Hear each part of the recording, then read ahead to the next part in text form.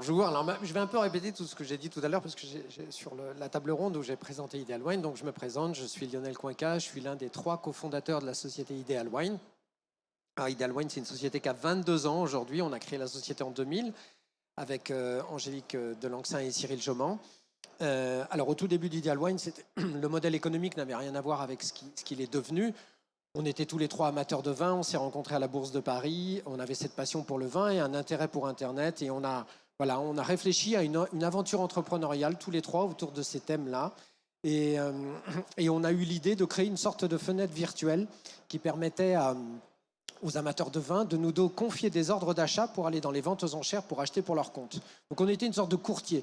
D'où notre nom d'ailleurs, auquel personne n'a jamais rien compris. Ideal Wine, c'est Ideal Wine. Ça veut dire Ideal Wine for you. Je vais aller négocier pour vous.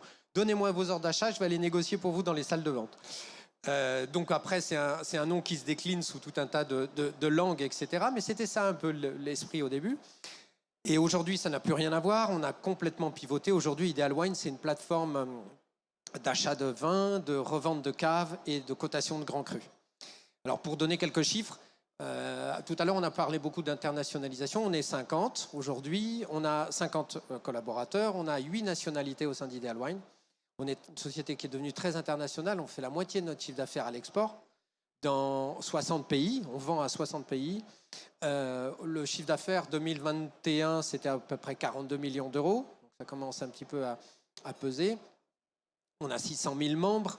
On a 2 métiers, je vais les décrire, le métier de l'enchère et le métier de la vente directe. Sur la partie enchère, on représente à peu près aujourd'hui 42% du marché des ventes aux enchères publiques de vin en France, notre part de marché. Donc c'est quand même assez énorme. On s'étend à l'étranger de plus en plus et on l'a fait depuis dès le début puisqu'on fait, comme je vous dis, 50% de notre chiffre, donc c'est très significatif. Alors nos métiers, c'est historiquement celui de l'enchère, donc on donne la possibilité d'acheter ou de vendre aux enchères. Donc on source des caves, évidemment, des caves qui présentent des caractéristiques parfaites quant à la conservation des vins qui sont stockés. On expertise toutes les bouteilles, ça c'est clé aussi parce que rien de ce que l'on vend tout ce que l'on vend est contrôlé, expertisé, etc.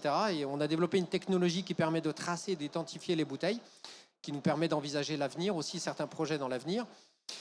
En complément des ventes aux enchères, on a développé de l'achat direct avec des sélections complémentaires en termes de biens, en termes de produits par rapport à ce qu'on trouve dans le monde des enchères. Et puis il y a un autre métier qui est très important chez nous, c'est celui de l'information. C'est-à-dire qu'on a peut-être une de nos petites contributions à l'univers du vin, c'est la création de la cote des vins qui permet à chacun sur Internet d'aller se rendre compte du prix que peut valoir sa bouteille par rapport à des échanges qui sont réalisés sur le marché des enchères.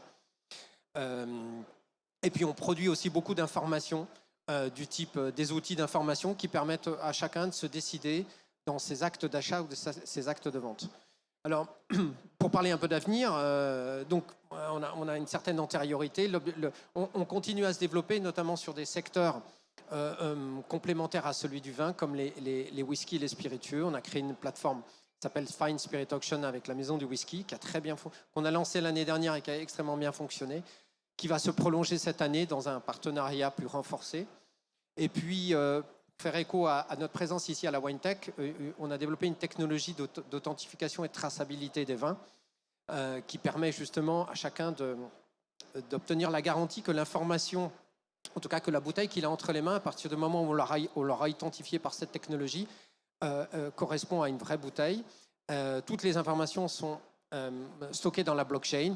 Il y a un certificat qui est émis à la suite de l'expertise de cette bouteille, du contrôle de cette bouteille. Et ce certificat, il va faire l'objet dans le futur d'un marché qu'on va essayer d'organiser autour des NFT du vin. Donc c'est une étape supplémentaire dans la dématérialisation du vin qui constitue, je pense, une potentialité pour les 10 à 20 ans à venir.